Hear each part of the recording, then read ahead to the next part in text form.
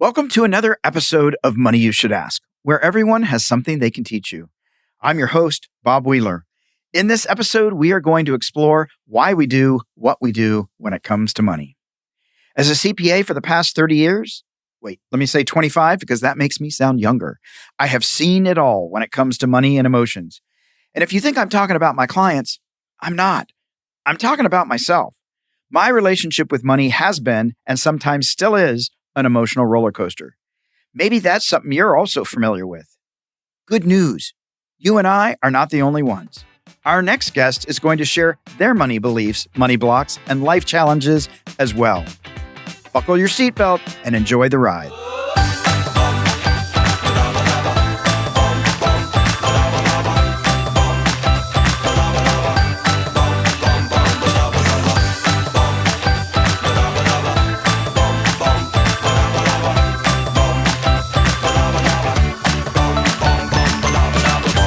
Our next guest is Rocky Lalvani.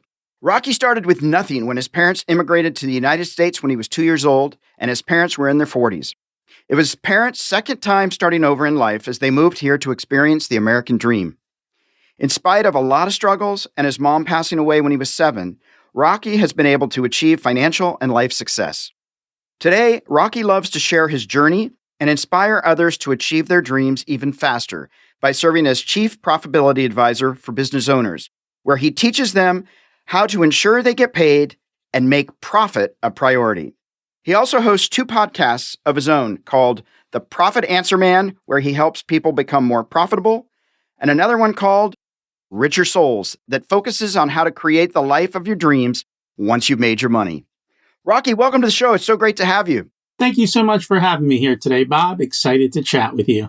Well, we talked a few months ago on your show, and I really enjoyed getting to connect with you there.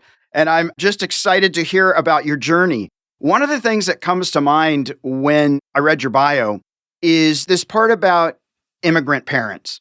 I've just been reading this book, Outliers, and it talks about life events and certain things. And in it, it talks about a lot of very successful lawyers in New York whose parents immigrated from Eastern Europe and worked in the garment industry and became very successful.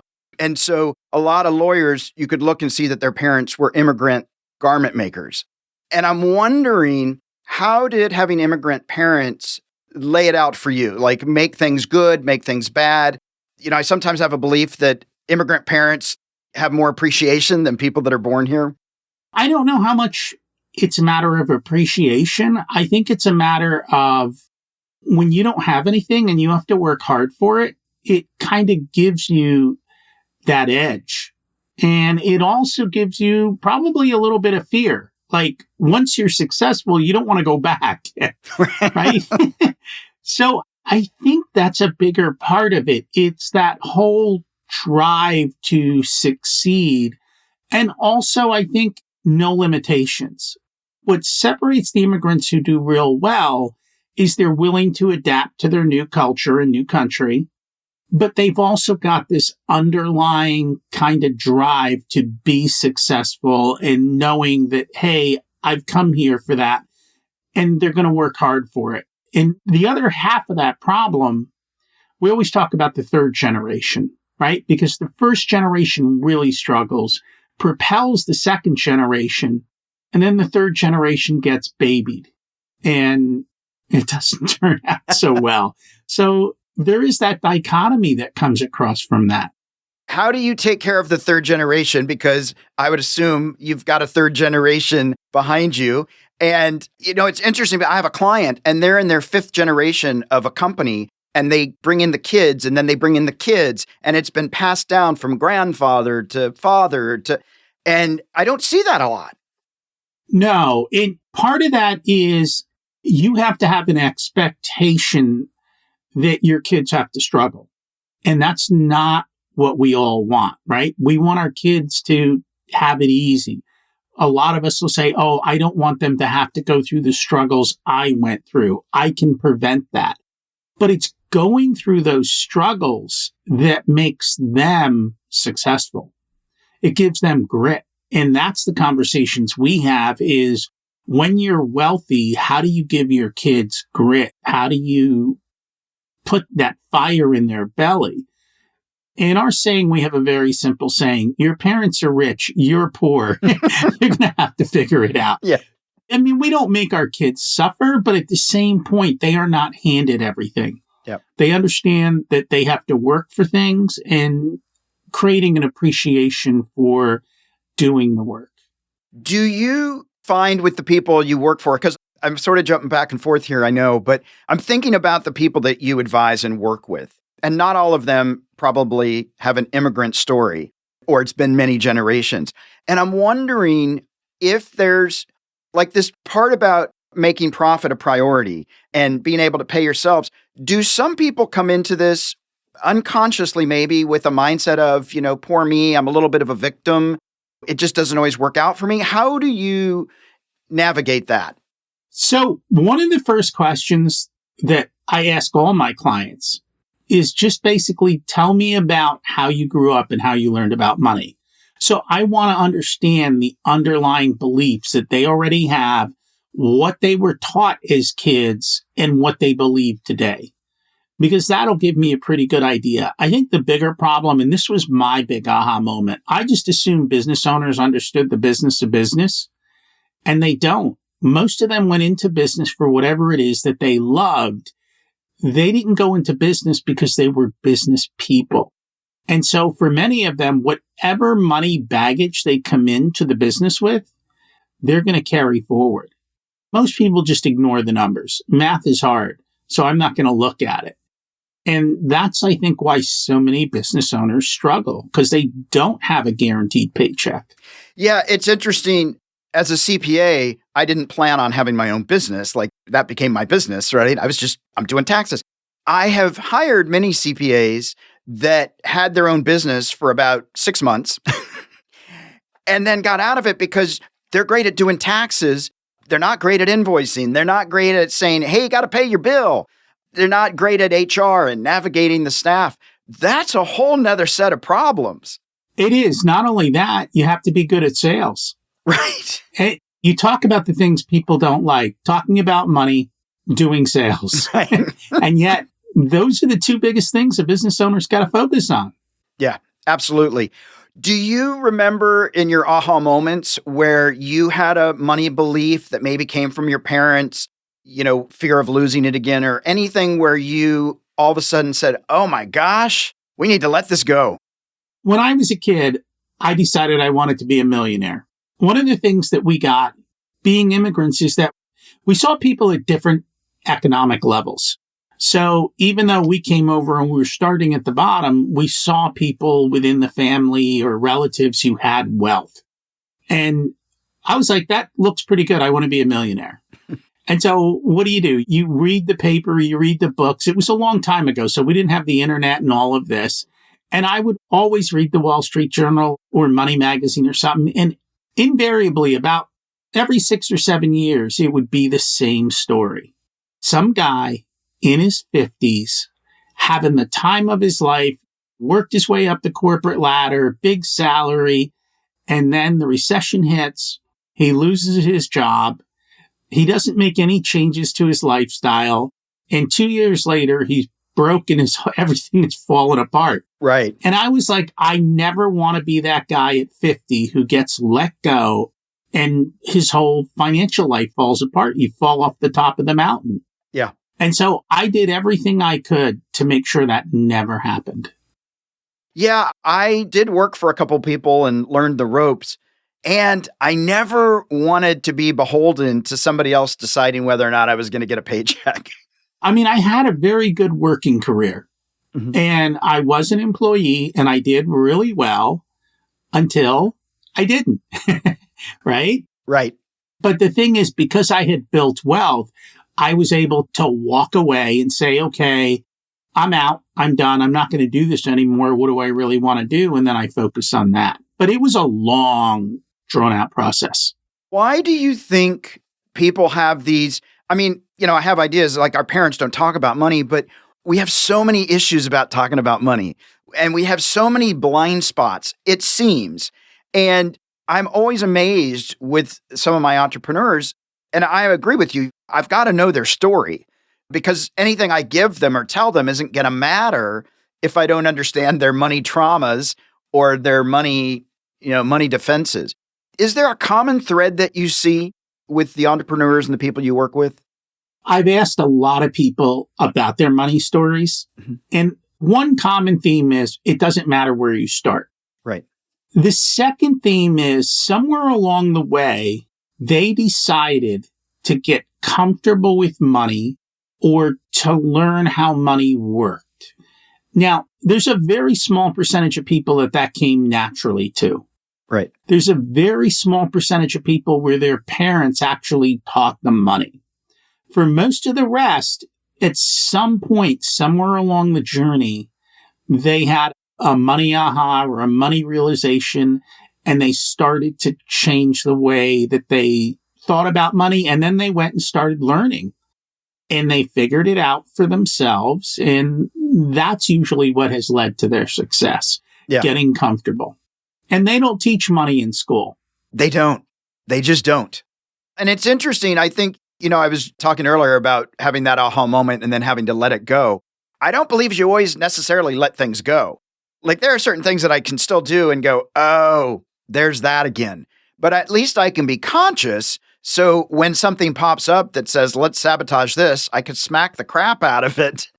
But it may not mean that I fully let it go. I can just be more aware of that that's part of my makeup. And I think that's true. I mean, you're always going to have that underlying nagging issue. It's hard to completely change.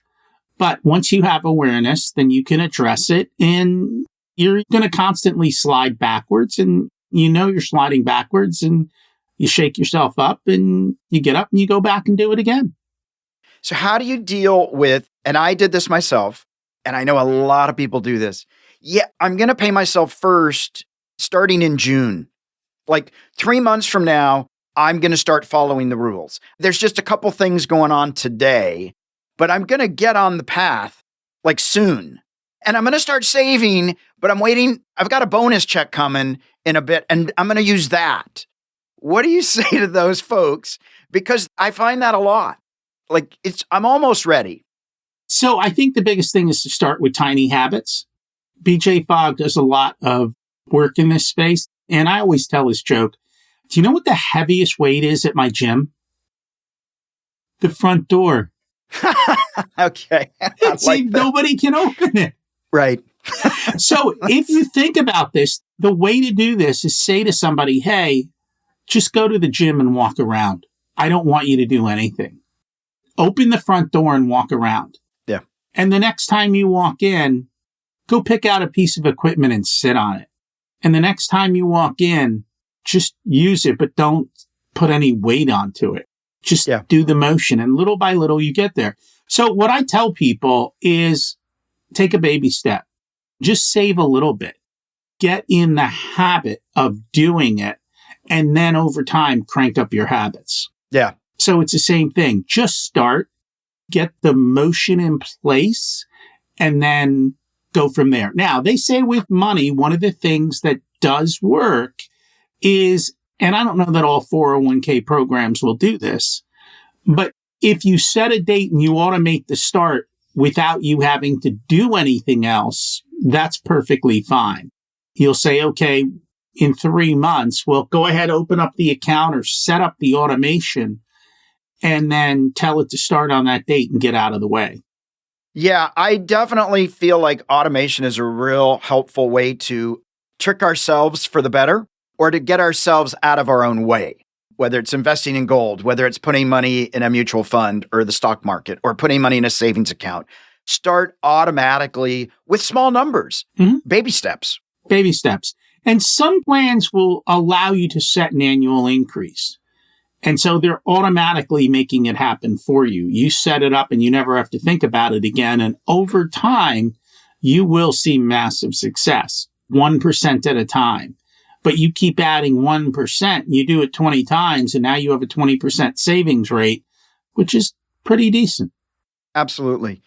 Do you find in your interactions with people any pieces of shame or undeserving? Yeah, so there are a whole bunch of different money scripts. And each of those money scripts kind of shows itself in a different way. So if some people think rich people are evil, well, they're never going to get rich because they don't want to be evil, right? They don't want to be evil. Some people think you have to work hard to make money. So what are they going to do? They're not going to accept working easily and making money. They want to work hard so that they can make money. Again, another script. There could be a lot of shame with money. I think a lot of it is determined when we are young kids. And if you don't go back and understand that programming in those scripts, then sure, you very well could have shame with money. And you could have shame, and this is what's not talked about. And this is kind of where we started. If you grow up in a wealthy family and everything's been handed to you, you have shame around money because you don't think you're worthy of anything because you never had to do anything. And so there's a lot of guilt on that side too. So yeah, it expresses itself in a multitude of ways. Yeah, absolutely. And I always say to people, it doesn't matter how many zeros are after the one. We all have our stories around money. Now, I do want to go back to one piece that I just want to reiterate for people. You don't have to work hard to make money. What? You don't have to work 20 hours a day and sweat and not enjoy it, and it has to be painful. This is great information. Say more. I think it's a mindset. When you say to yourself, I have to work hard to make money, you're automatically not going to think of easy ways to make money. You're not going to realize that there is even the possibility to make money without a ton of work, or you're going to underprice yourself because you don't think it's worth that much money for somebody to pay you. And so again, it manifests itself in a variety of different ways. But the reality is you don't have to work hard to make money. Right. You got to find a great idea or a great way to provide value to people and then go have it. I mean, let's face it, you deal with a lot with the entertainment industry, right? Yeah, absolutely. Well, seriously, how do you pay somebody $10 million to be in a movie? Like, are they working hard? Like, really? Yeah, no, absolutely. I think there's a lot of imposter syndrome in the entertainment world where people don't feel like that they should have gotten $10 million. There's a lot of struggles around that. Or being a true artist, you have to be a starving artist. And so, it's a sellout if you're actually getting paid and bringing joy to the world. And I think for artists, that is one of the things they struggle with. They attach the money to their self-worth. Then they struggle. And if they don't get as much for a painting, that then they feel personally insulted. That's all about creating a story, right? Right. It's not about working hard on the painting. I mean, let's face it, these days people are buying 8 paintings that are JPEGs for hundreds of thousands of dollars. How hard did that guy work? Yeah, I'm still trying to wrap my head around all the NFTs and all this stuff or art that disappears after you buy it. It's all about the story. Yeah. And if you know how to tell a good story, that's where you make the money. And that doesn't necessarily have to be hard. Yeah, absolutely. Absolutely. Let me ask you this, because one of the things you talk about is it's important to you to go out and inspire others and share your story and give people tools. Why is that important? And why is that important to you? So we're not going to get into politics, are we? No. Let's face it. If you look at America, America has seen better days. Mm-hmm. Everyone is looking to politicians to solve their problem. But here's the thing. When you have money, you're no longer looking to politicians or government to solve your problem. You're looking to government to get out of the way. Right. And that is what's going to make us a stronger country. So I believe that the more wealth people have, the more freedom they have, the more that they don't need to rely on somebody else for their success, the better off we all are. So let's help people to be stronger.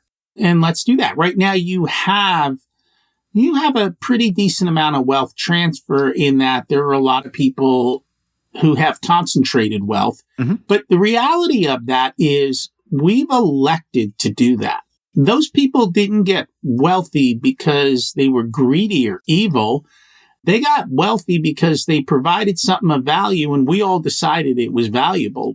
Just as quickly as you can pay $10 million to a movie star or sports star, you can say, you know what? I'm not going to buy their stuff. Right. And in that sense, then you build your wealth and you hold on to your money. And then life is a little bit better for you. So for me, it's about allowing people to create their own freedom to make for a stronger country and a stronger world, because people who have resources go out and make things happen.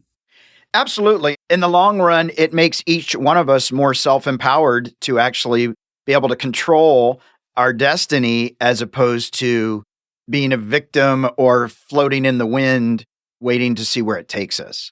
So true. And my taxes go down. So I am selfish. Well, nobody likes, well, maybe some people like to pay taxes. I don't like to pay taxes, but, I do when I have to.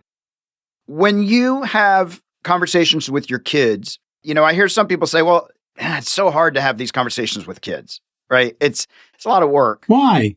Well, because then you might have to admit you made a mistake, or you might, I didn't do it perfectly. Now you're going to point it out, because kids love to point things out because they observe. How do you have those conversations, and how do you encourage other people to have conversations with their children? I've always been a big believer. You can read all the golf books you want and watch all the golf stars you want, and that's not going to make you a good golfer. Until you hit the ball with your own club, you're not going to learn to play the game. The only way kids are going to learn to play this game is with money in their hands. So you've literally got to give them money and then allow them to start making decisions. Now, put up bumper guards, create the rails, but instead of sitting there and arguing with your kid over a $200 pair of sneakers, go, hey, your yearly clothes budget is $1,000. Figure out how you want to spend it. If you want to spend $200 on the sneakers and figure out how to get everything else for $800, have at it. I don't really care. And by doing that and then starting to have the conversations and let them make mistakes, because that $200 mistake at 13 or 14 is a lot better than a $20,000 mistake at 22 or 24 right. Or at 18, where we're asking these kids to pick a college and they have no idea what the return on the investment is. Right. So I think A, doing that, B, yes, kids are going to pick out your hypocrisy faster than you can imagine. So we had a problem in our house because my daughter would go shopping with my wife and go, that's $100 for that dress. Isn't that expensive, Mommy? Worked well for me. Not so well for my wife. But because our kids had money and had those types of things, you could start to have conversations. And we would do that, especially when they were teenagers and we would go to dinner. We go out somewhere nice. We might spend $300 or $400 on dinner and be like, was it worth it? Did you enjoy it? Was that a wise spending of money? Should we do it differently next time? And it's amazing when you give kids money and it's their money, how much they will change their behaviors. Yeah, absolutely. I love this piece about reflecting back and saying, was it worth the meal? Like post conversation to actually, how did it go? What was that like? Right? Because in business, we sometimes do that, or at least I do. After a tax season, I'll sit with the staff and what did we do right? What did we do wrong? How could we better serve people? And you want to have an assessment. You want to analyze, but having that conversation about the meal or spending for a vacation and would we do it again? That's an awesome conversation to have with the kids because who knows? We even did that when they were young and they would see a commercial on TV and I'd be like, you have that toy. Is it that cool? And they'd be like, no. I'm like, see, the only purpose of that commercial is to take your money. Don't ever forget that. That's awesome. I love that. And kids learn that at 6 years old. Yeah, that is so awesome. I love that. That's great because that is the reality, right? Social media, advertisers, they're really just trying to separate us from our money and distract us. Because sometimes people say to me, well, everybody else, they have it easier or they have it better. No, we all get the same time frames and we all have the ability to draw a line and say no. And some of those people that have success have learned the ability to have healthy boundaries or to advocate for themselves in the same amount of time that you chose not to. So true. We all have a choice. We all have a choice. I love that. Rocky, we are at our Fast Five, which is brought to you by Cube Money, which is a cash envelope system made easy. Real-time financial awareness without the hassle of tracking expenses and carrying cash. For more information, click on the link in the show notes. So, Rocky, all right, we're going to just jump into these and let's see where we land. What did your parents teach you about money, and what beliefs have you adapted as your own? So they taught me to save, even when they were here at the beginning of their journey and they weren't making a lot of money, they were still saving. And it was always about the gap. And the other thing they taught me is you can live a rich life on a pauper's budget. And if you actually take the time to realize that, you can have a very nice life without spending a ton of money. Absolutely. Those are great lessons. Do you have any, or did you have any anxiety around money growing up? And do you carry that today? I don't know that I've gotten rid of it, but it goes back to that story I taught you, Yeah. Like, we're supposed to go to college, get a job, work hard, and life will be wonderful and you'll retire and you'll be good. But in that time period from when I graduated, all the pensions disappeared. The guaranteed employment at one company for 40 years disappeared. The gold watch is gone, and every time a recession comes along, you get let go, or the company hits their own personal recession. Right. And you let go. And I went through that and I walked away and I started my own business. But I couldn't have done that if I didn't have that fear that always drove me to make sure that I had my foundation built. I want to be able to eat in the morning and have a place to go. I hear you. I hear you. How do you define success? Time freedom. It's literally about being able to control your time, your day, being able to say yes and no to what you want to say yes and no to. It's not about Maseratis and fancy houses and all of that. It's more about the freedom. Yeah, absolutely. When in your life were you the happiest? Now? I'm alive and breathing and kicking. I'm alive and breathing and kicking. I'm in great shape. I work out all the time.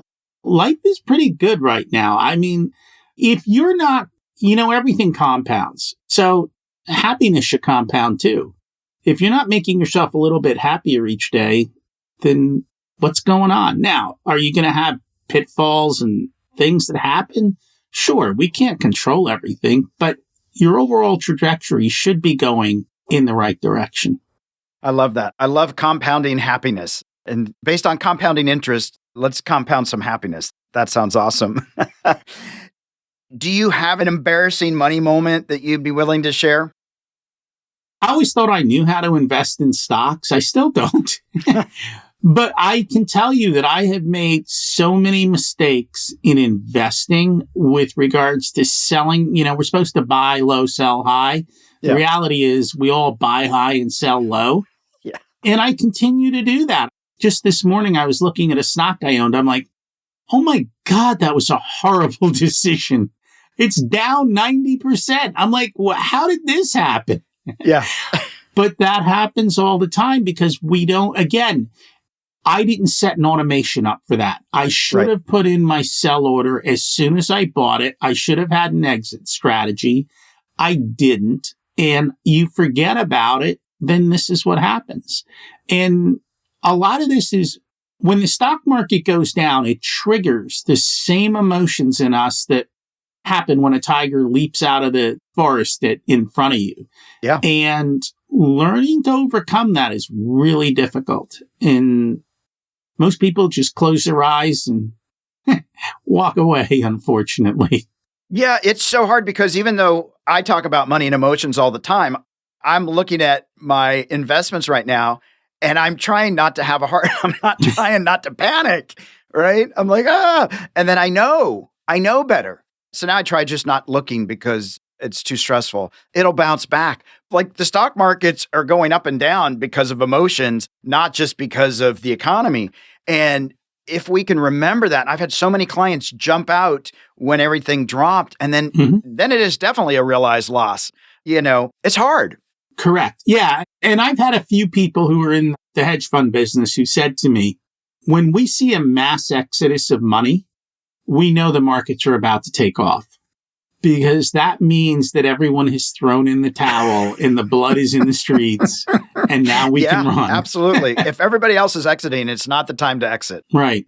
Stay strong. Hard to do. It's hard to do. Well, we are at our M&M moment, our sweet spot, money and motivation. I'm wondering if you have a practical tip or a piece of wealth wisdom you could offer our listeners. We've kind of talked about this, but there is one reason that I'm wealthy. It's because at 21, I automated my savings. And you can easily do it through a 401k plan. And I tell you to have multiple savings plans. So your 401k, go in there and click, even if you start with 1%, do 1% today. And next year when you get a raise, and everyone's getting raises now, you get a 5 or 10% raise, put half your raise into your savings and keep doing that over time. Go open a brokerage account and tell them, hey, take $50 a month, $100 a month, and invest it for me. And a year from now, double it. Just keep doing that little by little, taking the baby steps of having all your savings automated. You'll never miss the money.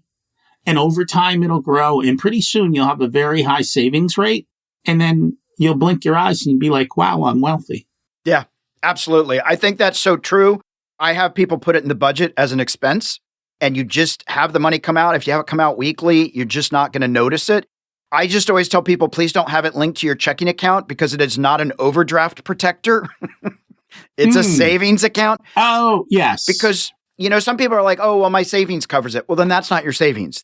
That's your overdraft protector. Like I, for myself, made sure that all my accounts were at online banks or different banks other than my main checking account so that I couldn't be tempted to just go, oh, the overdraft will cover it. No. Separate. Keep it separate. Very, very much so.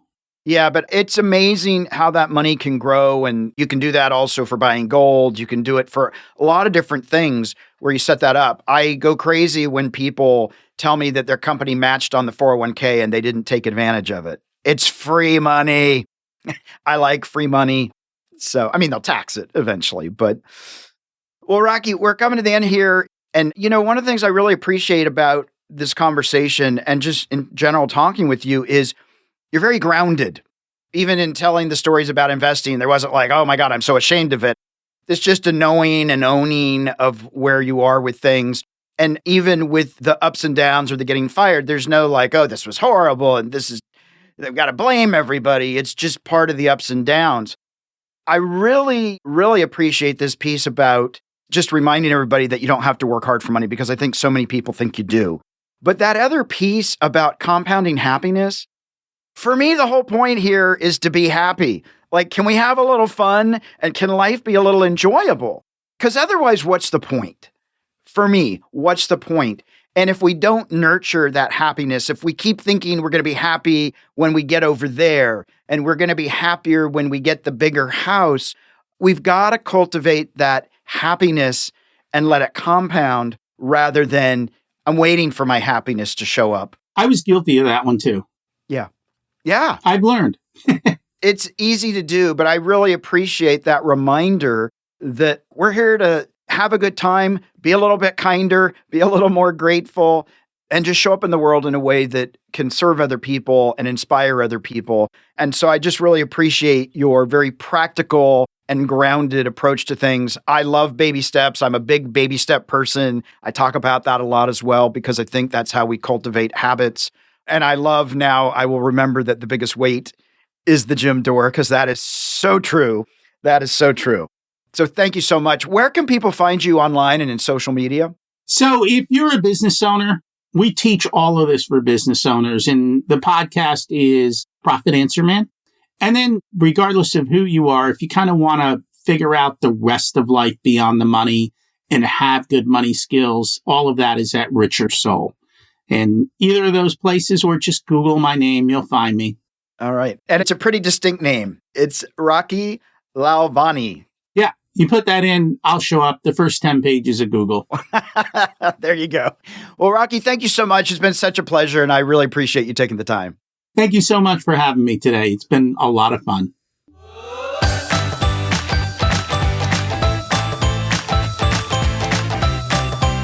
We hope you enjoyed this episode. Did you learn something new about your relationship to money today? Maybe you have a friend who has some financial blocks or beliefs that are holding them back. Please share this podcast so they too can get off the roller coaster ride of financial fears and journey towards financial freedom.